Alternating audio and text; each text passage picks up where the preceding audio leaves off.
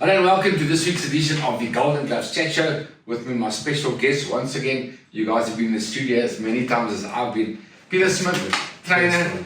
Kevin Lerena, great stuff. Welcome. The WBC Interim Bridgerweight World Champion. See all these fantastic belts here. Pete, let me talk to you first before I talk to the champ. You even got a belt. This is a trainer's WBC belt. Congratulations. We were speaking off air, like you asked me which is the biggest organization. WBC definitely right now is up there as the biggest. They market themselves well. They've got great champions. Obviously WBA is still big as well, and the IBF and the WBA. But these guys are the big boys out there now. They're marketing their product well. They've got good champions. And of course Kevin Lerena's one of the champions now as well. Kevin, yeah, congratulations. That's a brilliant performance. I'm sure you've heard my commentary by now. I love the fight. I thought you were a mature performance, polished. You looked really good. We're going to talk about the fight just now. Your jab was so excellent, and the jab sets you up for everything. So before I talk to you about the fight, as I said, I thought it was a great performance. What does it feel like to be South Africa's only third WBC world champion? After guys like Sugar Boy Malinga, who beat Nigel Benn, and Dingaan Bello, who was legendary. Yes. You, South Africa's only third WBC. Unfortunately, I couldn't get one. So I would like to have that as well. So you're the third WBC champion. Fantastic stuff. Talk to us, Kevin. Thank you, Brian. It's surreal. You know, it's obviously a lifelong dream for myself and Peter. Peter was unfortunate in his career not to have it go his way due to managerial issues, and obviously being a trainer that is training me from grassroots level is literally, probably you have to say, the first in the country to do that with a fighter who never had an amateur background to go on to win this prestigious green and gold. So I think that's also absolutely commendable. It's surreal. It hasn't sunk in yet because I was just telling Rodney, there was the WBC Fighters press conference for the guys who won last night. Yes. And on the same Zoom call is me, Benavides, Canelo, Mauricio Suleiman. It's crazy. Wow, that's great. It's crazy. Like, so you were on a Zoom call with all these superstars? Yeah, talking, and they were watching my fight, so the highlights of my fight played, then the highlights of Benavides' fight played, and then he was calling out Canelo, then the WBC asked me some questions of how I found the fights and what's it like to be a WBC champion. It was absolutely surreal, and Floyd Mayweather congratulated me. That's a fantastic thing. So it just shows up there with the big boys. We've arrived. I wouldn't say we didn't arrive a year ago or 2 years ago, but it just shows you the power of this green and gold. Peter always said to me, the WBC green and gold is the boxing belt. Yeah. He says, no disrespect to any other organizations, but if you can get this, you're on the right track and you mean serious business. So it's surreal, and I'm very grateful for Peter, very grateful for my promoter, Rodney Berman, because they made it happen. Yes. He got me into the condition to fight for this. He got me into the position to fight for this. I have to carry out the duties in the ring. But my promoter, Rodney, and he's Don Majeski, and to name a few people who played an important role in getting me this opportunity, I'm very grateful. Of course, without it's teamwork, isn't it? Like you're saying, without a brilliant trainer, he deserves that belt, and a good promoter like Rodney Berman, and Empress Palace giving you the opportunity, of course, World Sports Betting, making it happen. So it's all teamwork, but you're fantastic. Congratulations again. Having that WBC belt, it must be very special. And then Lennox Lewis was in the country. I mean, it doesn't get much bigger than that. Lennox Lewis, the last undisputed world heavyweight champion, he still carries that belt basically. Yes. Because Tyson Fury and Usyk are fighting for all the titles next year, and Lennox has had all the titles for 20 years. And what did it feel like to have a guy like, I'd say he's one of the greatest heavyweight champions, maybe even is the greatest heavyweight champion. What did it feel like? He came out to watch your fight, he was ringside, and obviously he was there presenting the belt. Yes. And we're going to talk a bit more about Lennox now. What is that like, Kevin? No, it was surreal because Pete always said to me, that era of heavyweights was a phenomenal and a scary era actually. You got your Lennox Lewis's, Rahmans, Tysons, Holyfields, Riddick Bowe, to name a few. I mean, I think there were so many good ones. Yeah. And he was undisputed. Yeah. And I think he came to watch me fight. Just me. I'm developing still, and I'm growing.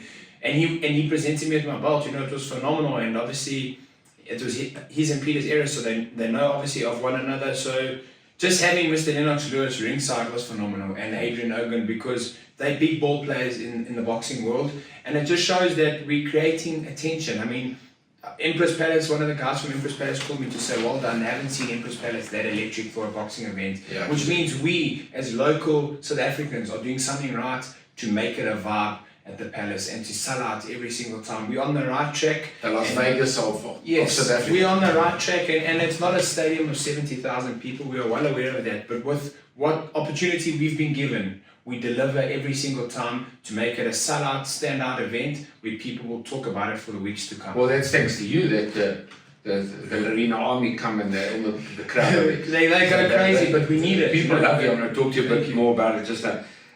Peter, let me talk to you. It must be an amazing feeling to know that. I mean, the IBO title was great, and Kevin defended it like 7 times. And you've had a good run. What does it feel like now? All these years and years of being in the gym with Kevin and nurturing him and training him. Behind the scenes, people don't know how a boxer trains. The blood, sweat, and tears you put in. Talk to us, Peter, about how proud you must be of your man. Thank you so much, man. Well, firstly, I traded my Louis Vuitton belt in. I told them to keep it. This is what I'm going to keep now. So, no, it's unbelievable. You know what? From my career, being in this game forever, knowing the history of the people that I've met through my career that added the knowledge to me is my trainer Odell Hadley and Kevin Young. Those are the 2 pioneers. And my other trainers, Alan Terweel, who was a phenomenal, Harold Fulbright.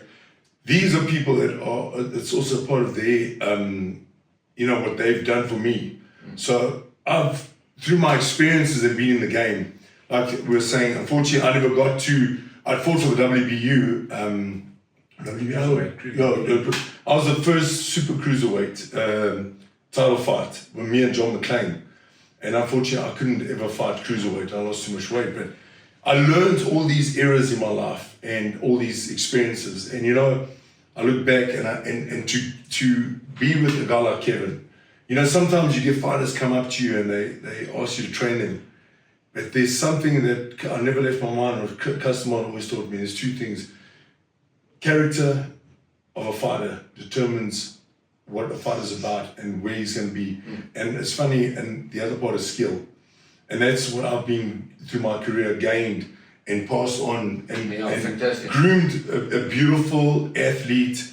One thing about him, he's a dream in so many ways where, you reflect on yourself. When you get in there, you almost like, you putting yourself into Kevin, because... And like you said, opportunities that you didn't get, you're getting them now with 100%. Kevin. And it carries on. That's why you never give up. Your life, isn't it? Yeah. So and I saw this morning, there's someone who came up and says, never give up.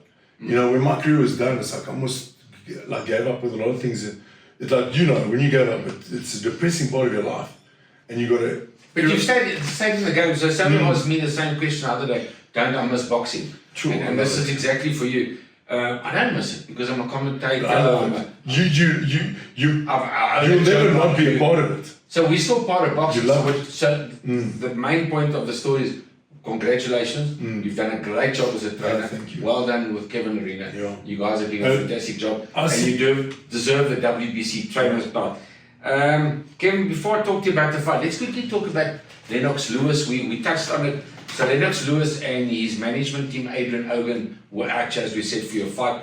So Golden Gloves has done a deal with Lennox as well, that they're going to be involved in boxing promotions going forward. So that's very exciting news for South Africa. They're obviously looking at you, doing you in Saudi Arabia, doing you maybe in the UK, wherever it is. And Lennox Lewis is a big player. So he's going to be one of our partners as well going forward. It's going to help us with Malajika, with Nat, with all the young fighters. So that's great news, isn't it, to be involved with a guy like Lennox Lewis? Most definitely. He's very well weighted, excuse the pun. He's a legend of the sport of boxing. Him and Mr. Adrian Ogan, they are partners, and obviously now they've partnered and amalgamated with Rodney Berman, Golden Gloves. So it can only put you in good stead for big things to come. Obviously they're busy with the deal for us to fight. I can't give up too much information, but it looks like Saudi Arabia, February, we all know what's happening there. Hopefully the deal comes through, but I'm just keeping positive. I know I've got the right people in my life. I don't have hanger-oners. I don't allow people to be hanger-oners. I don't allow people to jump onto my train. I've got my trainer, I've got my promoter, Rodney Berman, who has now joined forces with Lennox Lewis and Adrian Ogan, and I'll leave my career in their hands. It's my duty and my job to train hard, to fight on the night, and to execute on the night. but everything else, it's their job to make it as best possible for me. Sure. So I'm very grateful to have all those parties influenced in So that would be great to see you on a big card in Saudi Arabia. I'd love to get on the card. I must be honest with you, it's the pinnacle of boxing. Usyk, Fury, monsters of the sport. They're heavyweights. I was a heavyweight, technically a Bridgerweight, still a heavyweight. Those are guys who I could possibly have an opportunity to face one day. They're legends of the sport, the current champions. It's for the undisputed, if I'm not mistaken. Yes, it is. And you cannot get on a bigger undisputed card, title, a more watched fight in today's era. And if it's meant to be, it will be. Kevin, let's talk about the big fight. That the reason you won the belt, of course. Yeah. So the first 2 rounds, you came out quite quickly. Yes. Quite sneaky, good counter puncher, nice hand speed. Possibly shaded round 1 and 2. Round 3 and 4, you had him under pressure. You fought a good fight. You were cutting off the ring nicely. Thank You put him in the corners. You started using the jab. The tactics were great. After 4 rounds, there wasn't much in the fight, in my opinion. Round 5, you hurt him and he started grabbing and holding and pushing his head into you. Peter, let me talk to you quickly about that. He was, I don't think he meant to be dirty, but maybe it's just the way he fights. It came across as he was hitting with the head, he was hitting a lot of low blows. Yeah. Do you think he meant to fight like that? Well, the first thing I said to Kev when it was for the week we were doing at the weigh-in, I said, Kevin, be careful on dirty play with this guy. I said, just keep your hands up with him, whatever you do, because he's going to try and maybe foul or something, try and create, because he's a very experienced It's the fighter. experience, yeah. And what they do is they play it in their favour. Yes. And I could see he was trying to play even a headbutt, and when Kevin did catch him, Yeah. the only way for him to grab the attention to throw off the judges, he played a perfect game Yeah, for himself. yeah. It wasn't in his favour, smart, yeah. but he was smartly trying to manipulate the fight where the judges could not pay attention to what Kevin was doing. Yes. And every time Kevin created the onslaught, it was a way out. Yeah. So he was using it for a way out, and I could see it. And that's why every time he stopped the ref, and I told Kevin, I don't know which round it was, I said, Kev, if he turns to the ref, you just jump on him. Yeah. Before the ref says anything. Yeah. Like Mayweather did that time. Yeah, so he is smart enough to manipulate. Listen, Yeah. he never got there because he wasn't smart, and that's what it takes for a smart fighter. Kevin was too much for him, and he realized that. But he did everything he could, possibly even get a foul, maybe try to get Kevin cut, Yes, he because did. 1 and 2 headbutts were very close. Yeah. And I'm so glad he's unscathed and everything, but he fought a guy with skill. And you know what? This is what makes Kevin understand different fighters with their different what they bring to the fight. So it's an added bonus to how he played it, because he just whatever this guy was giving back, Kevin turned it around in his favor. So most guys get caught up in the what the fighter's doing. So I said, don't pay attention. Yeah, what he's Kevin was doing. good at that. You didn't headbutt him back. You didn't get wild. You didn't get annoyed. I mean, he hit you. He could have You created. actually take a low blow quite well, I must tell you. Yeah, it was like You got hit so many times flipping low. You know what the ref said to us in the change room? Don't talk to me. I'll never forget. He said, don't talk to me. I will talk to you. Yeah. And you box until I tell you to stop. Yeah. So the And I good just, referee as well. I just wanted to, Yeah. and they make it a spectacle. You know, I did not want this guy to get disqualified. I saw when I hurt him, he's looking for a way out. Yeah. Because when I hurt him, I landed him. I think it could have been an uppercut, and he was rocked. His eyes flipping when crossed. You could see it was then the fouling, the holding, the complaining started, and he wanted to get disqualified. And you know, a lot of people say, okay, the ref should have taken off a point sooner. Fair enough. But he didn't allow this guy to get out the easy way. And I truly abused him for 12 rounds. True. Yeah, he was a good. We'll talk about the ref now. Round 6, your jab was working perfect. Your uppercut started kicking in. I don't think you threw enough uppercuts. I didn't. You didn't, but when you did it, worked well. Can I say And the something right to hook was Matt? great. What you said in the commentary, Kevin used to throw more right uppercuts, is what he said in the corner, and what Peter was warming me up on in the back. So I went and watched my Why don't you videos of double my up warm-up. uppercuts? Yeah. I went and watched my videos, and it was the straight left uppercut, because Yeah. he's there for it. Yes. I don't know why in the fight I was throwing more He hooks. played it. He played But it. your hook was good. But the uppercut, jab and when the I did right throw hook the was- uppercut or double up to the body, I was hurting him. So I should have done it more, but you know, in hindsight, it's always 20/20 vision when you watch it back. It's easy in hindsight. But so Peter was working on it in the change room. If you watch my warm-up videos, it was big working uppercuts, up. doubling up those Yeah. uppercuts. And then in the corner, he's telling me the same thing, and on your commentary. So And Yeah. the uppercut does it work. was the working one Yeah, for the yeah. night. It didn't So work. round 7 and 8, he was quite elusive, but still hitting low blows. I think the ref should have taken a point away at least by around 7 or 8. So the ref, although he was good, I didn't like that he should have taken a point away. He was very lenient. He was very lenient. How many times must you get hit low before the ref takes a point away? So, okay, so a good referee that maybe just overlooked that because he didn't want to stop the fight, like you said. Round 9 and 10, you looked fitter, stronger. He looked tired. He looked like he was running out of ideas. Round 11, he tried to fight back, but you had his number. Round 12, and we're going to talk about the judges scoring now as well. Round 12, he jumped on you for the first half a minute, and then you just like took over. You hit him in the body, he went down, took a count, and then the referee took a point away. Oh, in the 12th and final round, which is late in the fight. So that's a 2-3 point win for you for that round. Now we go to the judges scoring. I mean, this is insane. But we're talking about off air. So Thabo Spampu from South Africa makes it 117-110, right? Which is kind of fine. I had 8 points, he had 7 points. Robert de Vries from Netherlands makes it 118-109. 9 points. Also fine, because you won most of the rounds. Nampla Tiluba from South Africa, 114-113. Now, what fight was she watching? I'm not sure. Was she watching something else? Yeah. You won the last round, but You so know- if you never got the knockdown and the point taken away, she probably would have had you losing. Yeah. You know what? That's insane. Yeah, I don't knock anybody, but to be fair, we got to be serious now. We're sitting here, we laugh about it now, we go, I don't know what fight she was watching. Had the fight been closer, she could have cost me the WBC She could have cost you the world title. Yeah. So I don't take it as a joke, but Yeah. it is what it is, you know, we got the victory. Yeah, but it's totally wrong, Kevin, because Yeah, it if two judges can give you by 8-9 points, Yeah, I don't know what, she was that's one watching, judge, you have 1 point. maybe she was I mean, watching the fight in the crowd. I mean, what are you watching? Anyway, so you won convincingly, you won well, fantastic, well done. So what's next for Kevin Lerena? We're waiting for Badou Jack to fight Brzezinski, of course. Yeah, look, we're waiting for opportunity. Like I said, Pete and Rod and Lennox and Adrian Hogan must navigate that for me. Yeah. And, But they must get it on now, yeah, like you said. whichever opportunity comes. I mean, Badou Jack and Brzezinski, two great fighters. Let me commend them both.